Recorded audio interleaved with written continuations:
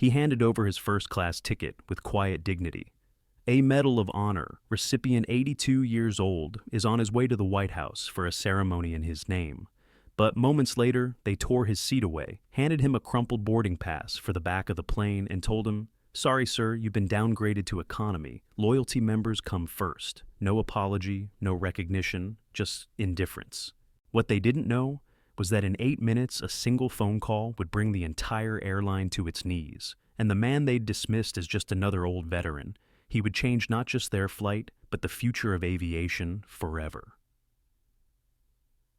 Colonel Elijah Harper stood at Gate B7 of Terminal 3, holding a leather-bound wallet in one hand and a crisp boarding pass in the other, his body slightly hunched from decades of wear. However, his eyes were still scanning the gate podium with military precision. He wore a simple navy blazer over a clean white-collared shirt, paired with slacks that had seen better days, but were pressed with care. On his lapel, pinned modestly, was a small rectangular ribbon bar, the only visible hint of a past soaked in valor and sacrifice. His weathered hands trembled slightly, not from age, but from years of exposure to high-altitude, cold, harsh desert heat, and the memory of holding on to life with bloodied fingers. He arrived 2 hours early, just as he always had for any mission, any deployment, any ceremony. Today was no exception, only this time the mission was personal. Elijah Harper, aged 82, a Medal of Honor. Recipient was flying from Los Angeles to Washington, D.C., to attend the national recognition ceremony at the White House, where the president himself would be honoring living heroes of the armed forces. It wasn't just an event, it was a once-in-a-lifetime tribute, a nod to a life of sacrifice from a nation he'd served without hesitation. The ticket had been booked months ago by his granddaughter Jasmine Harper, a current Army captain stationed in Fort Carson. She had saved up her frequent flyer, Miles supplemented them with her cash, and secured him a seat in first-class seat 1C, right by the window, with easy access and enough legroom to ease the pain in his lower back. A gift that reflected not only love, but an understanding born of shared military blood. Elijah approached the gate calmly, even gratefully letting others go ahead of him. When it was his turn, he handed over his boarding pass with a gentle smile and a soft-spoken, "Good morning." Melissa, the senior gate agent, glanced briefly at the pass, scanned it, and frowned at her screen. "One moment, sir," she said, her fingers clattering against the keyboard with a hurried rhythm that signaled something was wrong. Elijah waited, his posture straight, despite the dull throb near his spine, watching her expression tighten. She clicked several more times, conferred with the younger agent Connor, who looked at the screen, raised his eyebrows, and gave a small shrug. Melissa finally printed a fresh boarding pass, and with the efficiency of someone who had done this hundreds of times, handed it over to him. "Mr. Harper," she began, using the civilian title with a neutral tone. "Due to an aircraft equipment change, we've had to reassign seats. Your new seat is 31E. Elijah looked down. The paper trembled in his hand as he processed what it meant. Economy class, middle seat, 31st row. He blinked, then quietly asked, "I had a confirmed first-class ticket. Seat 1C. This was arranged months in advance." Melissa nodded, still maintaining her overly polite, practiced smile. "Yes, sir. Unfortunately, the aircraft change has resulted in a reduction of first-class seats. Some passengers had to be moved to accommodate our elite loyalty program members. Your ticket was booked using points through a military partner program, which places it in a lower priority tier during reassignments." She recited the sentence with a kind of corporate indifference that masked complete emotional detachment. Elijah didn't respond right away. He simply looked at her the way only a soldier who had seen too much and said too little could. Then, with a voice low but steady, he said, "I'm flying to Washington for a Medal of Honor recognition event. My granddaughter saved up for months for this. I'm not asking for a luxury, just a bit of respect." Melissa barely flinched. "Sir, I understand this is frustrating, but our policy prioritizes paid fare over mileage tickets when seating conflicts arise. If you'd like to request a refund for the fare difference, you can do so through our customer service portal." Elijah looked at her, not with anger, but a piercing kind of disappointment. A man who had led men into battle, who had written final letters to the families of the fallen, who had dragged wounded bodies from mortar fire and still carried shrapnel near his ribs, was now being demoted to the back of an airplane, not because the airline didn't have space, but because a computer algorithm and a loyalty program said his heroism didn't pay full price. He took the new boarding pass and stepped aside, nodding silently, not to agree, but because there was nothing more to say. He found an empty seat near the window of the gate and sat down slowly, carefully, as the pain in his back flared up. The bustle of the airport faded into a distant hum, overridden by the quiet throb of humiliation that settled over him like a fog. Around him, passengers scrolled through their phones, children whined for snacks, and announcements crackled over the PA system. But Elijah sat still, his hand clutching the now crumpled economy boarding pass, as if it were a symbol not just of corporate coldness, but of a deeper societal forgetfulness. Somewhere along the way, the country he'd fought for seemed to have placed convenience above honor and profits above gratitude. As he closed his eyes, a faint voice echoed in his memory, his granddaughter's voice weeks earlier when she slipped a card into his wallet. "Grandpa, if anything goes wrong, call this number. It's a special line for veterans and Medal of Honor recipients. You won't have to wait on hold, just call." At the time he had smiled, dismissing it as a precaution. He had trusted the system. Now, as he reached for his wallet and found the card tucked beside his VA ID, he realized how naive that had been. With a deep breath, he pulled out his phone and dialed. The line rang once, then twice. On the third ring, a clear, calm voice answered, "Liberty Eagle Airlines, Veteran Priority Line." "This is David speaking. How may I assist you today?" Elijah cleared his throat. "My name is Colonel Elijah Harper. I had a confirmed first-class seat on Flight 882 to Washington Seat 1C. I've just been downgraded to 31E. The agent said it was due to an equipment change, but I'm traveling to attend a White House ceremony for Medal of Honor recipients." The agent at the gate didn't seem to think that mattered. David was silent for a second, then responded with a tone that shifted instantly from courteous to urgent. "Understood, Colonel Harper. Thank you for your service, sir. May I confirm your booking number and current gate location?" Elijah gave the details. The line went quiet except for the sound of rapid typing. 30 seconds passed, then David returned. "Colonel, I see your record here. I want to begin by saying this situation is unacceptable. We have protocols in place for Medal of Honor recipients that were not followed. I'm escalating this to our executive team immediately. Please stay at Gate B7. You will be contacted shortly." The call ended. Elijah remained seated, skeptical. In his experience, escalation was often a euphemism for, "we'll forget you more efficiently."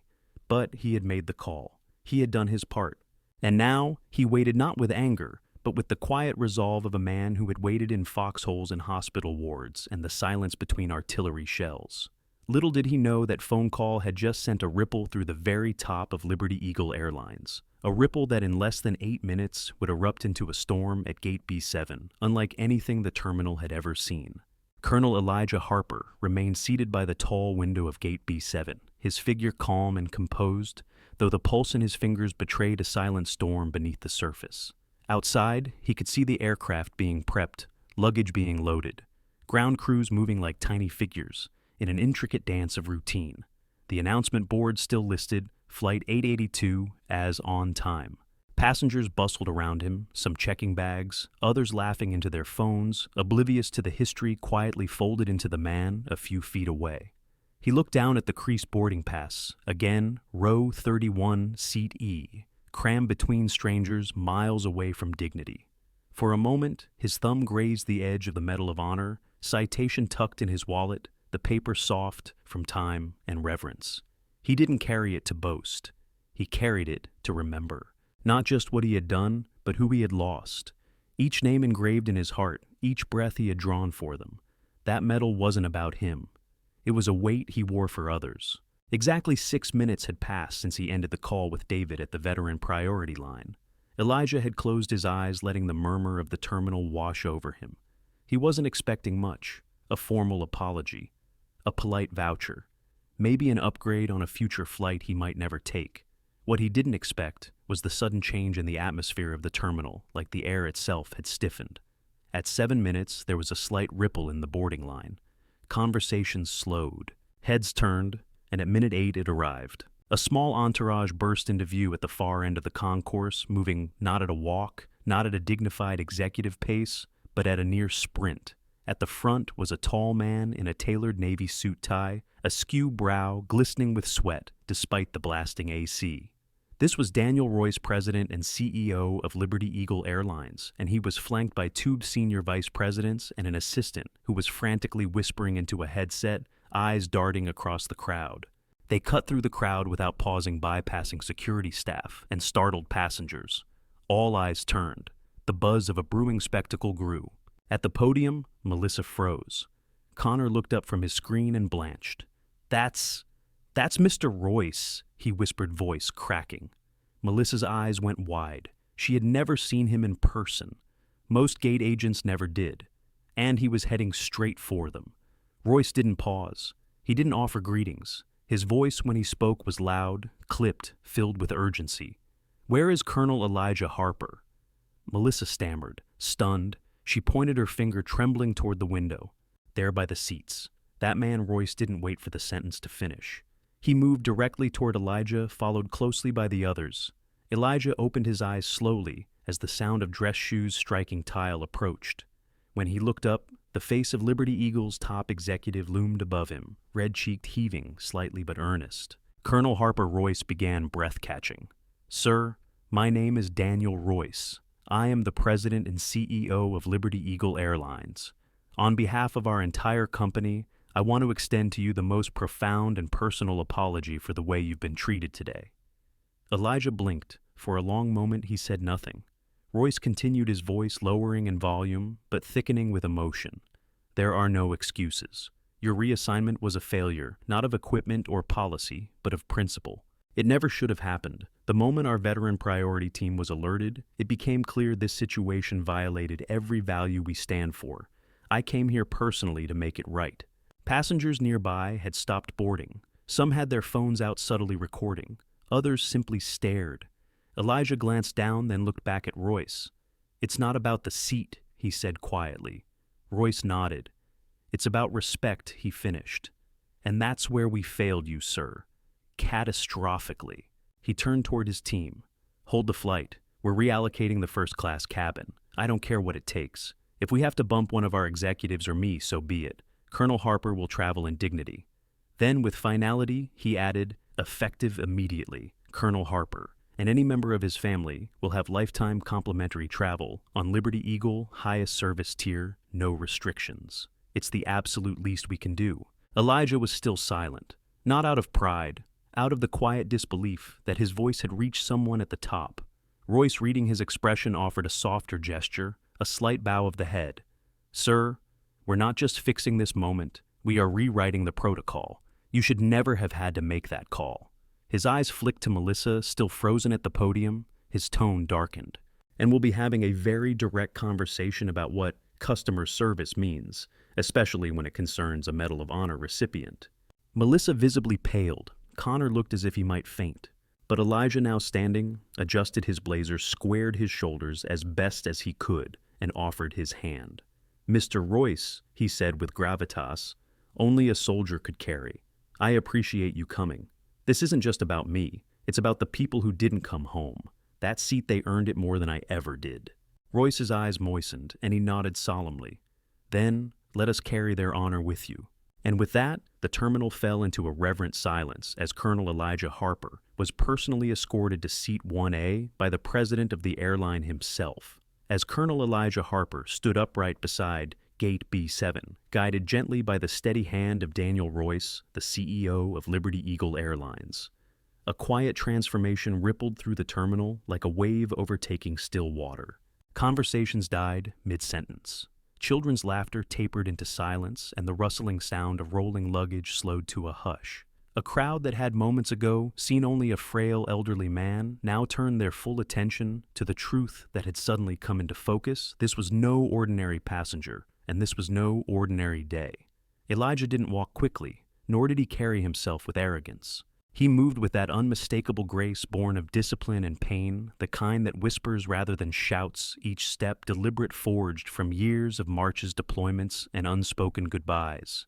He held his head high, not for the sake of pride, but for the ghosts who no longer could. At his side, Royce kept pace, gesturing lightly for the agents and security to clear a path ahead. Behind them, two vice presidents followed with clipped urgency, relaying instructions into wireless headsets, while issuing orders to cabin crew to prepare immediate accommodations. A passenger from first-class seat 1A had already stood up voluntarily upon hearing the commotion, offering his seat before being asked. The message had traveled fast. This man deserves that seat more than any of us. Elijah noticed the gestures, people rising, nodding, removing earbuds, placing hands over hearts, and he felt the weight of something larger than apology, something deeper than policy correction. He was walking not just into the aircraft, but into a living moment of overdue remembrance. As he approached the aircraft door, the flight attendant at the entrance snapped into a formal salute, her eyes welling up despite the rigid posture. "Welcome aboard, Colonel Harper," she said, voice catching. "It's an honor." Elijah nodded gently, his voice steady. "Thank you, ma'am." Inside the cabin, several passengers had stood in silence. A man in a suit whispered, "That's a Medal of Honor, recipient," and the words spread like reverent wildfire. As Elijah was shown to 1A, he paused, placing his hand briefly on the headrest before sitting. He looked around the cabin, not with entitlement, but with a quiet gratitude born of long years, when appreciation felt scarce. The flight crew moved quickly, one offering a fresh pillow for his back, another pouring water without asking. No one asked for pictures. No one dared intrude. This wasn't a viral moment. It was sacred. Royce knelt slightly beside his seat, speaking softly. "Colonel, we'll depart shortly. Your granddaughter's itinerary has been linked to your permanent priority account. She'll be notified of the update and included in our top tier for life." Elijah blinked. "You didn't have to do that." "No," Sir Royce replied, "but we should have done far more far earlier." There was a pause filled with the low, ambient hum of boarding final calls and safety checks. Elijah finally spoke, his voice quieter now. "Most of the men I served with, they didn't get to grow old. I carry them with me every day. Sometimes I forget that people still remember us." Royce looked him in the eye. "Sir, we don't remember enough, but we're going to start changing that today." As Royce stood and prepared to deplane before takeoff, he turned to the lead flight attendant. "Please ensure Colonel Harper is taken care of throughout the flight. Any detail, he is to receive our absolute best." "Yes, Mr. Royce," she replied, voice formal, almost ceremonial. Royce paused, glanced once more at Elijah, and then quietly exited the aircraft as the doors prepared to close. From the tarmac through the small window beside him, Elijah watched the CEO walk away without looking back. Not out of disinterest, but out of solemn respect, like a commander exiting a room after saluting a superior. The captain's voice came over the speaker. "Ladies and gentlemen, we're honored to have a very special guest on board today, Colonel Elijah Harper, a Medal of Honor recipient. We thank him for his service and sacrifice. Please remain seated while we complete final preparations." Applause didn't erupt. No one clapped. Instead, there was a stillness in the air thicker than sound, heavier than any announcement. It was respect, the kind that doesn't need theatrics to be real. Elijah leaned back in his seat, finally exhaling. For the first time in years, his body wasn't just resting, it was at peace. He looked out the window as the aircraft began to taxi, and in that quiet moment of motion, he allowed himself a small smile. Not for the seat, not for the upgrade, but for the principle that, just for today, dignity had flown higher than policy. As the engines roared to life and the aircraft lifted from the runway, Colonel Elijah Harper closed his eyes not out of exhaustion, but as an act of quiet reflection. The roar was comforting in a strange way. It reminded him of C-130s and the gulf of helicopter blades thumping overhead in Kandahar, of the long, hot wind that whistled through barracks made of plywood and grit. Only this time, the noise wasn't war. It was elevation and dignity slowly returning to altitude.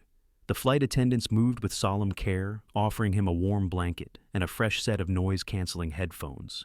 But he waved them off gently. His ears weren't seeking silence. They were searching for echoes of those who had once called him Sir Under Fire, who had laid down their lives in places most Americans would never know by name. He reached into his inside blazer pocket and slowly unfolded the fragile citation paper, yellowed at the edges. He didn't need to read the words. They were etched into his mind. Above and beyond the call of duty, it said words that had once earned him a medal, but had cost him a lifetime of memories that still stung. He gazed down the cabin, observing how some passengers now looked at him differently. Not with awe, with awareness. A few nodded quietly when they caught his eye. Some still avoided his glance, embarrassed, perhaps ashamed that they hadn't noticed the weight he carried when he first walked through the terminal, just another old man hunched under the burden of time. He thought of Jasmine, his granddaughter the soldier, the one who had looked up at him as a child, wide-eyed when he told her bedtime stories, not from fairy tales, but from field tents and mess halls. She had insisted on booking him on this flight, had called every week to make sure he'd made the reservation, had emailed him a seating chart with his name highlighted circled in red next to 1C. He could almost hear her voice now, half amused, half stern. "Grandpa, don't let them mess with your seat. I worked hard for that thing." And yet, he had almost let it go. Almost sat in that cramped middle seat with quiet resignation, letting another bureaucratic oversight chip away at his worth. He'd almost accepted that comfort was for the wealthy recognition for the famous, and that honor like old uniforms had been folded and packed away. But that call, just one call, had reminded him that dignity doesn't need to be loud to be heard. Sometimes it just needs to be insisted upon. The plane leveled out at cruising altitude. A flight attendant gently placed a small tray in front of him, fresh hot coffee, not the kind poured from industrial carafes, but brewed with care. Alongside it was a handwritten note on Liberty Eagle Airline stationery. To Colonel Harper, "Thank you for reminding us what honor looks like. We are better today because of you. With deepest respect, Captain R. Andrews and crew." Elijah stared at the note for a moment, then carefully folded it and tucked it beside his medal citation. He wasn't sentimental about things never had been, but some words deserved to be preserved not for him, but for the generation after him, who might one day need to know that words like actions can still carry weight. Hours passed. Clouds floated beneath them like soft memories. As the captain announced their descent into Washington, D.C., Elijah looked out the window and saw the glint of the Potomac below the distant gleam of the Capitol dome, and just beyond that, the clean lines of the National Mall.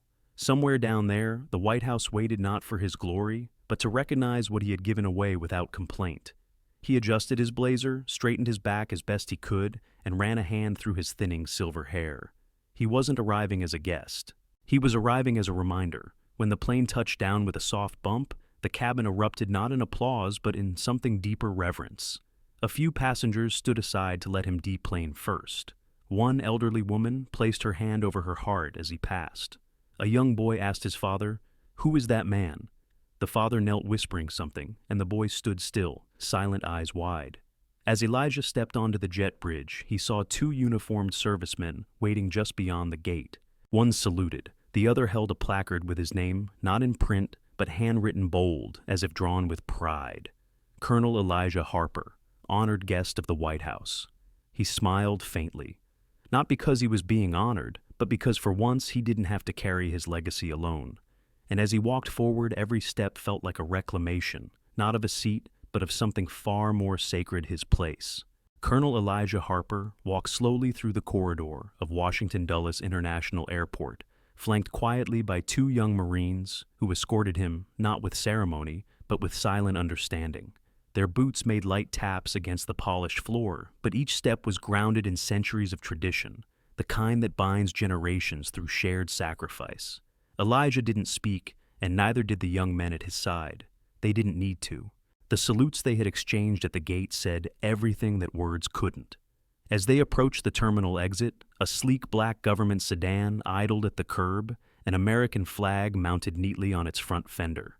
A uniformed driver stepped out holding the door open with measured precision, nodding once as Elijah ducked slightly to slide in. The interior was cool and quiet, the glass soundproofed from the rush of the city outside. As the car pulled away from the terminal, Elijah looked out at the skyline of the Capitol, not with wonder or nostalgia, but with the eyes of someone who had seen the cost of what it took to build such a place. Monuments stood tall in the distance, but in his mind, he saw the invisible names not carved in stone, but carried in the silence of memory. He didn't think of speeches or ceremonies. He thought of a boy named Miguel, who had once thrown himself over a grenade in Ramadi, and a medic named Lisa, who bled out while keeping her hand pressed against another soldier's wound. He thought of letters he had written to mothers, to wives, to fathers, each one a chisel marking his soul. The Medal of Honor he wore was just a fragment of metal. The real weight was what it represented, and today that weight rode with him through the streets of Washington. The car stopped at the entrance of the Hay Adams Hotel, where arrangements had been made in his name. As he stepped out the hotel, concierge greeted him with a rare formality, as if meeting royalty. "Welcome to Washington, Colonel Harper." The man said, his voice hushed and steady. Elijah nodded, acknowledging the respect, with a grace that didn't seek it. A bellhop quietly took his bag, just a single carry-on, worn at the seams, but sturdy, and led him through the grand marble foyer. At check-in, he was given a key card embossed in gold foil and a handwritten note from the White House Office of Military Affairs. "Colonel Harper, we look forward to welcoming you tomorrow for the National Honors Ceremony. It is our privilege to have you among us."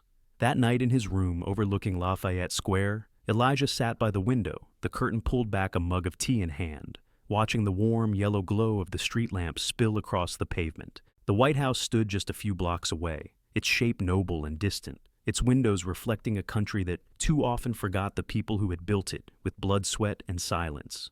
Jasmine called just before midnight. Her voice was tense with emotion. "Grandpa, I heard about what happened at the airport. It's all over the veteran networks." Elijah smiled into the phone, his voice low. "Just a little turbulence at the gate, sweetheart. Nothing a few good people couldn't fix." There was a pause, and then she whispered, "I'm proud of you. I'm so proud." He didn't reply right away. He let the words wash over him like warm rain on dry earth. Then he said, "I'm proud of you too, Jazz. What you did saving those miles, pushing through to get me here, that meant more than you know." "You deserved it," she said. "They should have never touched your seat." Elijah looked out the window again. It wasn't about the seat, he murmured. It was about being seen. That night he slept lightly as he always had, since war rewired his mind into listening for ghosts. But when he did dream, it was not of firefights or dust. It was of a long table set in a sunlit field, with empty chairs and folded uniforms laid across them, and the laughter of those long gone filling the air like wind through trees. And when he woke, he remembered them all by name. The morning sun poured across Washington in a crisp golden hue, stretching shadows across marble columns and gleaming off the glass towers of K Street. Inside, the Hay Adams Colonel Elijah Harper adjusted his tie slowly in front of the mirror, his fingers once used to threading rifle slings and tying pressure bandages with trembling calm, moved carefully over the smooth blue fabric. The dress uniform had been laid out the night before, its edges pressed with the same care he'd once reserved for preparing troops for an inspection. The Medal of Honor hung from its pale blue ribbon at the collar, catching the sunlight in soft glints. He didn't wear it often, but today it wasn't about him. It was about the men and women who never got the chance to stand in front of a mirror again. Downstairs, the government sedan waited again, a different driver this time, but the same silent understanding behind the eyes. As they turned onto Pennsylvania Avenue, police escorts flanked them on motorcycles, and pedestrians paused to watch the small procession pass. No one cheered, no one clapped, and that made it better, more solemn, more real. When they pulled up to the east wing, a Marine guard opened the car door and saluted sharply. Elijah stepped out into a gentle breeze that carried the smell of spring cherry blossoms just starting to bud fresh earth, and the distant hum of honor about to be made manifest. Inside, the marble halls echoed softly under his footsteps. His escort, a young woman from the Department of Veterans Affairs, spoke little, only offering him a quiet, "This way, sir." He passed portraits of presidents long gone, paintings of battles more ancient than his own, and staffers who nodded silently, their phones lowered as he walked by. In the waiting chamber before the ceremony, he met 3 other Medal of Honor recipients, 2 Vietnam veterans, 1 from Iraq. They shook hands not as strangers, but as old friends who had never met. Words weren't necessary. Recognition came through posture, through breath, through the glance that said, "I know what it cost you too." The doors to the East Room opened. The room was radiant. High ceilings with golden trim, crystal chandeliers glittered above rows of white chairs arranged with near military symmetry. At the front, a podium with the presidential seal. Elijah was guided to the front row third seat from the center. Jasmine was already seated beside him in full dress uniform, her hair tied back, her eyes glassy but proud. When he sat, she reached for his hand not for reassurance but connection, and he gave it without hesitation. As guests continued to file in, Elijah noticed something that made his brow furrow slightly. Near the side entrance across the room stood a tall figure in a navy suit. He recognized him instantly, Daniel Royce, CEO of Liberty Eagle Airlines. He was standing with two staffers off to the side, away from the cameras, arms folded, expression quiet. Royce caught his eye and nodded once respectfully.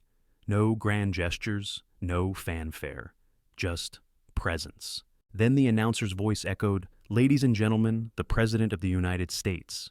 Everyone stood. Elijah rose slowly but with authority, back straight shoulders, firm chest, bearing the weight of decades. As the president entered and made his way to the podium, the applause was strong, but dignified, not celebratory, reverent. The speech began a tribute to all those who had gone above and beyond, those who had risked everything in service of others, those whose names bore the legacy of valor etched into American history. Elijah heard the words, but what resonated were not the syllables. It was the pause in the president's voice as he locked eyes with him. That pause held meaning. It was acknowledgement. As the medals were called, Elijah remained seated. His moment wasn't to receive, but to be recognized among equals. When the president referenced Flight 882, without naming names, he said, "Let today serve as a reminder that sometimes systems forget, but people can choose to remember. And when they do, even the coldest policy can be melted by a single act of conscience." The room fell into deep silence. Jasmine looked at her grandfather, and for the first time since childhood, she saw not the quiet man who sat at the edge of family gatherings, or the soldier who avoided cameras and medals. She saw the full weight of who he was, someone who had always carried more than he let anyone see. After the ceremony, there were handshakes, photographs, and catered lunches, but Elijah asked to leave quietly. No press, no interviews. Jasmine understood. Royce didn't approach him, didn't interrupt. Instead, as Elijah exited through the side hallway, Royce simply stepped forward and extended his hand again. Elijah took it, looking him in the eye. "You kept your word," he said. Royce nodded. "You reminded me why we make promises in the first place." That evening, as the sun dipped behind the Jefferson Memorial and the waters of the tidal basin turned to gold, Colonel Elijah Harper sat on a bench beside Jasmine, eating vanilla ice cream from a paper cup. No suits, no crowds, no medals. Just the two of them, grandfather and granddaughter, in silence. And it was perfect. The following morning, long after the applause had faded and the ceremonial lights had dimmed, a quiet storm was unfolding behind the sleek glass doors of Liberty Eagle Airline's corporate headquarters in Arlington. Floor 35. The executive operations floor was unusually tense. Not because something had gone wrong that day, but because something had gone so wrong the day before, and now it needed to be made right in a way that would echo beyond press releases and rehearsed apologies. Daniel Royce stood at the head of the long walnut conference table, sleeves rolled, voice steady, but flint hard. Around him sat directors of operations, customer experience, legal, public affairs, and training. The room was filled with professionals used to managing crises, but this wasn't a crisis. This was a reckoning. On the large monitor behind him was a photograph not of Colonel Elijah Harper in uniform, nor him in first class, nor shaking hands at the White House. It was a still frame from airport security footage at Gate B7, showing Elijah sitting alone, boarding pass for 31E in his hand, his eyes cast slightly downward. "This image," Royce said, voice low, "but slicing is everything we're going to undo starting today." There was silence. He pointed to the photo. "This is not just a veteran. This is not just a Medal of Honor recipient. This is every person our system fails when we prioritize software logic over situational awareness, over humanity, over basic dignity." A woman from public affairs tried to interject. "The incident is trending positively now. Our intervention, your visit." But Royce raised a hand. "Stop. We're not fixing this for optics. We're fixing this because if we don't, we become the kind of company that forgets who built the freedom we fly over every day." He turned toward the head of customer experience.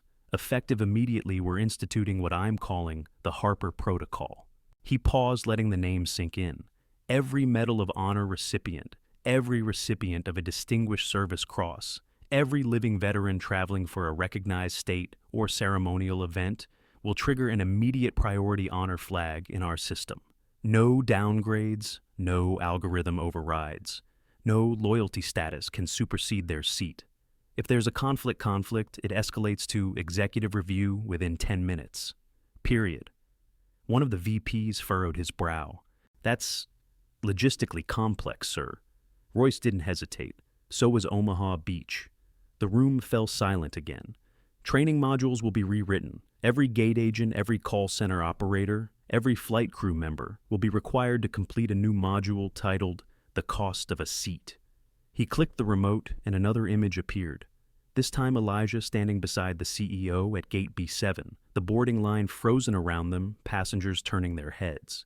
We're not asking them to memorize medals. We're asking them to see people, to ask better questions, to slow down when the system spits out something cold.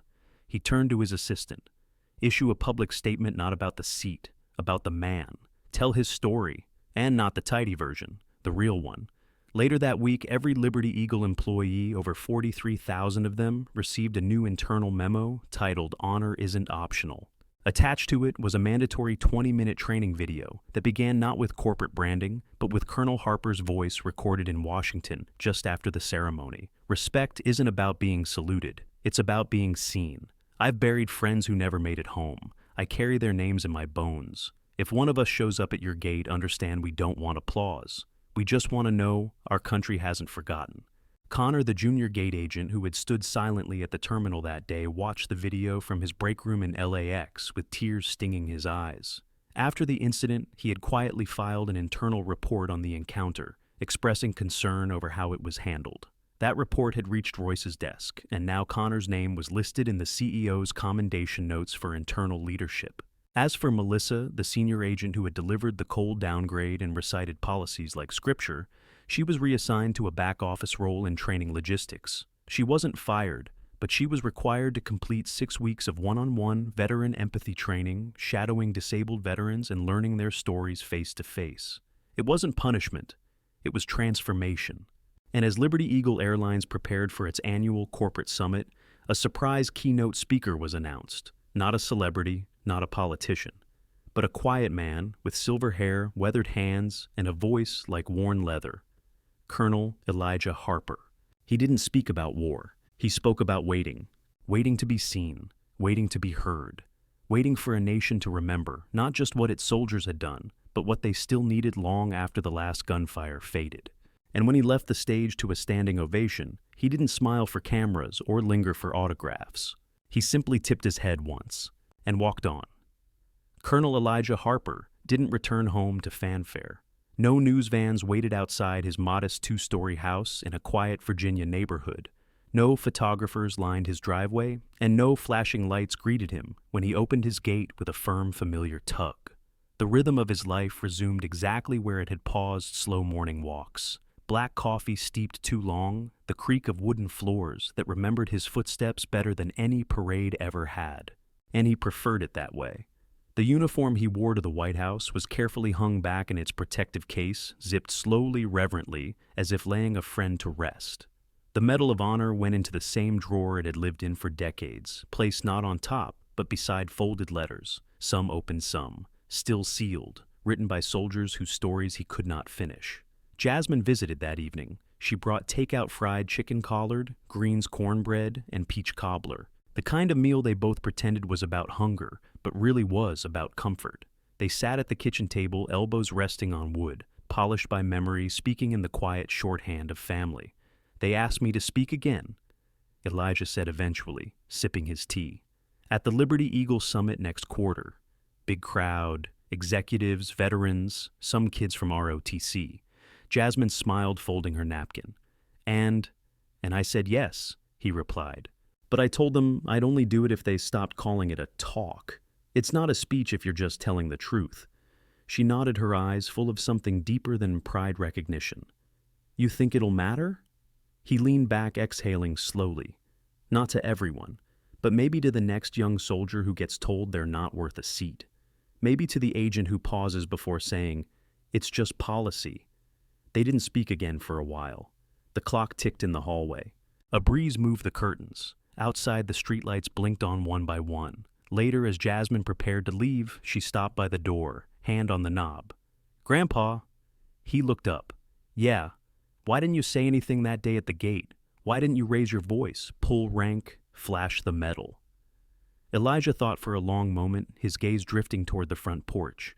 Because I've seen what it looks like when people scream and still get ignored. I've seen what it looks like when noise becomes desperation.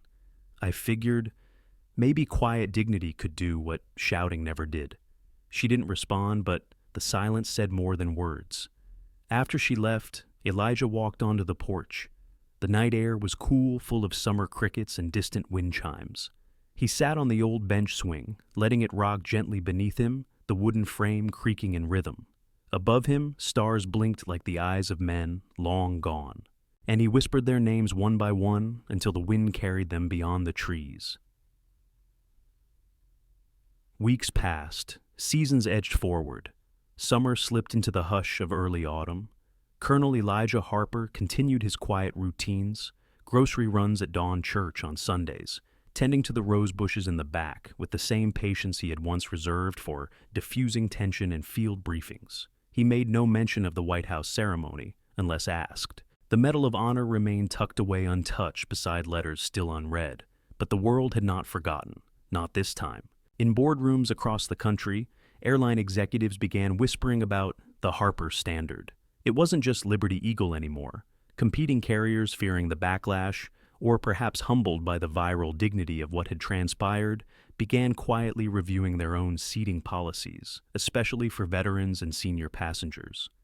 New training modules appeared under different names, but the essence was the same. Screens lit up across call centers with phrases like honor before hierarchy and ask, why not just how? It wasn't a revolution, not loud, not systemic, but it was a shift, and that mattered. At a small airport in Kansas City, a Vietnam vet named Leonard was upgraded to first class after a 19-year-old gate agent saw a notation on his reservation. Medal of Valor, 1969. She'd hesitated for only a second before clicking the override button. We have a new internal protocol, she'd told her manager, someone named Harper. The manager didn't question it. The vet, stunned, wept silently the entire flight. In Seattle, a mother traveling with her disabled Marine son was told their seats had been split by an error. The agent at the counter, still in training, manually reassigned the pair to adjacent first-class seats without hesitation. When thanked, she only said, "It's what Colonel Harper would have expected." In Atlanta, a teacher who taught civics printed out a photo of Elijah Harper, him sitting in that airport chair with the 31E pass in hand, and taped it to the front of her classroom with a caption in bold. He changed the system by making one phone call. What can you do with your voice? And in Washington, in a corner hallway of the Department of Veterans Affairs, a framed plaque was installed without ceremony. It bore no image, just words etched into brushed steel. Dignity is not given by seating class. It is carried in silence sometimes, until the world is quiet enough to hear it, in honor of Colonel Elijah Harper. Elijah never saw that plaque. He never asked to. He wasn't online much, didn't follow social media. But Jasmine told him the story about the veteran in Kansas City, about the mother and her son, about the classroom poster, and he listened, nodding slowly, not with ego, but with a kind of quiet affirmation that the world had turned an inch in the right direction. One evening he received a letter in the mail, no return address, just a military postmark. Inside on plain paper, typed in an old ribbon font, were 4 words. Because of you, seat 1A. He folded it gently and slid it beside the others. Then he poured himself a cup of black coffee, stepped onto the porch, and watched the last light of day fall across the American flag, fluttering in the yard. And for the first time in a long time, he felt that someone somewhere might be watching, not just the flag, but the men who held it up. It was late October when the call came, one of those rare kinds that didn't start with a scheduled meeting or a public request, but with a quiet conversation between 2 people who understood the value of humility. The Secretary of Defense had been briefed on the ripple effect of Elijah Harper's airport incident and the reforms it had sparked across multiple industries. He had read the internal memos, the letters, the training rewrites, the stories spreading through veteran networks. But it wasn't until he saw a photo of a young ROTC cadet in Wyoming saluting a poster of Harper in her school hallway that he made the call himself. The phone rang just once before Elijah answered, his voice steady as always. Harper. Colonel Harper, the secretary, began, formal but sincere. I'd like to invite you to join a special commission forming under the Department of Defense. We're working on building a national recognition framework for veterans returning home. Your insight, your experience, it would mean a great deal. Elijah was quiet for a long time, and then he said simply, I didn't plan to make any more speeches, sir. The secretary replied, Then don't. Just tell us what respect is supposed to look like. We've forgotten. You remember. Elijah didn't answer right away. His gaze drifted to the small photo frame that sat on the corner of his desk. His old squad in black and white, most of them gone, now their faces youthful and alive. Then he spoke. I'll join, but not if it's just for headlines. It's not, the secretary assured. It's for every soldier who comes home and sits in row 31E when they deserve more. It's for the families who still set a place at the table for someone who never made it back. And just like that, Elijah found himself stepping into something larger again, not as a soldier, not as a hero, but as a keeper of the line between policy and humanity. He began attending monthly meetings at the Pentagon, each time walking slowly through the wide granite corridors with Jasmine at his side. They called him Colonel, but to most, he was something else entirely, living testimony. During one session, a young civilian contractor presented a slide deck filled with graphs and data about veteran satisfaction metrics. Elijah listened patiently, then leaned forward and said, "Can I ask a question?" The room turned silent. Where in your data does it show the moment someone decides to stop asking to be seen? The contractor blinked. I'm not sure we can quantify that. You can't, Elijah said, voice low but unflinching. But it's there, in every veteran who shrugs instead of speaks, in every quiet downgrade that's never reported. Dignity doesn't file complaints, it withdraws. The room fell silent again, this time deeper. He hadn't scolded them, he had reminded them. Later that day, Jasmine asked him what it felt like being part of change at that level. He smiled faintly. Feels like digging out an old trench, one shovel of truth at a time. And in the months that followed, those shovelfuls of truth added up.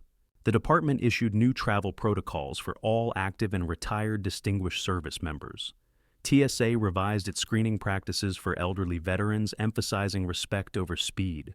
Even Amtrak called him, asking for advice on retraining their frontline staff. Still, Elijah kept his boots on the ground. He declined television appearances, refused offers to write a memoir, and turned down 3 different award ceremonies that sought to honor the man who changed air travel. He didn't want to be a symbol. He wanted to be useful. "I'm not a headline," he told one organizer politely. "I'm a flashlight in a dark room. You don't clap for a flashlight, you just follow the light." And they did.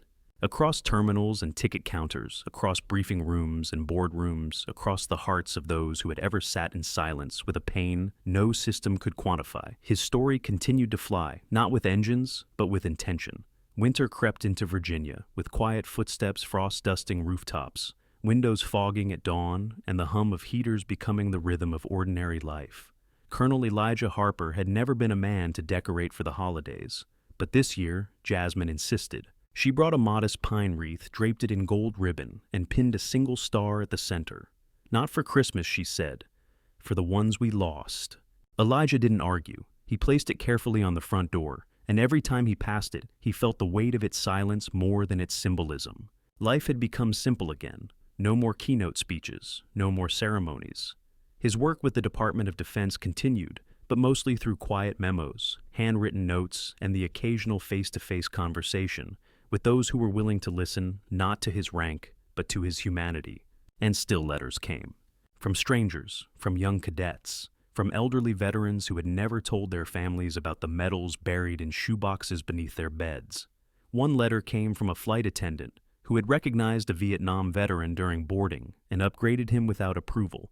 She wrote, "He reminded me of you. I didn't ask anyone. I just did it. I thought you'd be proud." Elijah folded that letter twice and slipped it between pages of a well-worn field manual somewhere near the section on leadership under pressure. Another envelope arrived from Liberty Eagle Airlines, a follow-up report detailing how their revised Harper protocol had reduced formal complaints by nearly 40% and had become the template adopted by 4 other regional airlines. Tucked inside was a small silver pin, the airline's wings engraved with a single word, respect. Elijah didn't wear it, but he placed it gently in the drawer next to his Medal of Honor, not because it was as important, but because it came from a moment when people chose to change. One chilly morning, Jasmine arrived to find him sitting on the porch wrapped in his old field jacket, thermos of coffee at his feet, eyes cast toward the gray sky. He looked tired, not in the way of someone sick, but someone whose engine had run faithfully for decades and was beginning at last to slow. "You okay?" she asked, sitting beside him. He nodded, then after a moment said, "There's something I've been thinking about." She waited. "I want to donate my uniform, the one from the White House ceremony, not to a museum, to a school." Jasmine blinked. A school. A high school. Maybe in a place where the flag still flies, but the kids don't remember why. Somewhere rural. Somewhere quiet. "I want them to hang it up without a plaque. No explanation. Just let someone ask what it means." She looked at him for a long time, then smiled. "That's very you." He smiled back, eyes soft. "They don't need my story. They need the question." The uniform was cleaned, pressed, and boxed that week. Alongside it, he placed a single note. "Ask your elders, then listen." And it was shipped to a public high school in Nebraska, where a civics teacher hung it in the hallway between the chemistry lab and the gym. Within 3 days, a freshman girl asked the principal, who was Colonel Harper. Within 3 weeks, the school created a Veterans Awareness Day in his name. But Elijah never knew. Because one cold January morning, as the frost clung to the edges of his rose garden and the world lay still beneath a pale winter sun, Elijah passed away in his sleep. No struggle, no noise, just a slow exhale of a life finally at ease. Jasmine found him on the porch swing, coffee mug, half-full notebook on his lap, pencil still resting on the last sentence he had been writing. "We don't fight to be remembered. We fight so no one has to be forgotten." And in that moment, the world did not weep. It saluted. The day Colonel Elijah Harper was laid to rest, no parades were held, no media vans followed the procession, and no grand speeches echoed through marble halls. But across the nation, something far more powerful happened. People paused. In airports from Seattle to Savannah, gate agents stood for one silent minute before opening first-class boarding, reading a simple line printed now across every internal screen, in memory of Colonel Elijah Harper, whose silence reminded us to listen. At Liberty Eagle's headquarters, a new training hall was unveiled, not with fanfare, but with humility bearing a single name etched above the entrance in steel, the Harper Room. Every new hire, whether pilot or porter, passed through its doors to begin their journey in customer service with the story of a man who sat in silence with a 31E boarding pass and changed the soul of an airline. In Washington, the Department of Defense held a closed ceremony, attended only by veterans and current service members. No cameras, no press, just quiet respect. As Jasmine, in full uniform, placed his Medal of Honor on a black velvet cloth beside his boots and folded flag, and when asked if she wanted a public statement, she said only, he didn't live for recognition. He lived for responsibility. On school bulletin boards and airport staff rooms, in faded veterans' halls and polished military academies, his photo began appearing not as a celebrity, but as a reminder. Not the image of him at the White House or shaking hands with a president, but that quiet still frame from Gate B7, him sitting with his shoulders straight, boarding pass in hand, eyes steady with history waiting to be seen. The phrase Harper Protocol entered government handbooks, corporate policies, and aviation case studies, and every time someone asked what it meant, they were told a story that didn't begin with medals or war, but with a single act of indifference met by quiet, unwavering dignity. Months later, Jasmine received a letter from a young woman, an agent at a small regional airport, who had once denied an elderly veteran early boarding without knowing who he was. She wrote, "I saw him walk away with his head down and didn't think twice. Then I read about Colonel Harper. I cried that night. I made a vow to never make anyone feel invisible again. That's because of your grandfather. He wasn't just a hero in uniform. He was a hero in stillness." Jasmine framed the letter and placed it on her grandfather's writing desk right beside his old pencil and worn notebook untouched since that final morning. And in that house, modest, sunlit, lined with memories, nothing felt empty. Because Colonel Elijah Harper had not left a void. He had left a standard, not carved into monuments or shouted from podiums, but carried in boarding passes held gently by old hands in seats reclaimed by quiet strength, in the pause before judgment, and in the decision to ask one more question. He had flown his final mission not with weapons or commands, but with the truth. That respect is not an upgrade, it is a right. That silence is not surrender, it is strength. And that a man who chose not to raise his voice could still raise a nation's conscience. From now on, in every flight where a veteran boards without asking for special treatment, in every room where policy yields to principle, in every soul who chooses to see rather than scan, Colonel Elijah Harper lives on. Not in uniform, but in us. He never asked for a statue, never demanded applause. All he wanted was a seat and the respect that came with it. But from one silent moment at Gate B7, Colonel Elijah Harper reminded the world that dignity is not given by status, but by choice. His story didn't end with a flight. It became a flight plan for justice. And now, it's your turn. If this story moved you, if it made you stop and think, then don't let it end here. Share your thoughts in the comments. Honor someone you know who served quietly. Spread this story to remind others respect isn't a luxury, it's a responsibility. And don't forget to subscribe to Flow Story for more stories where one quiet voice changes everything.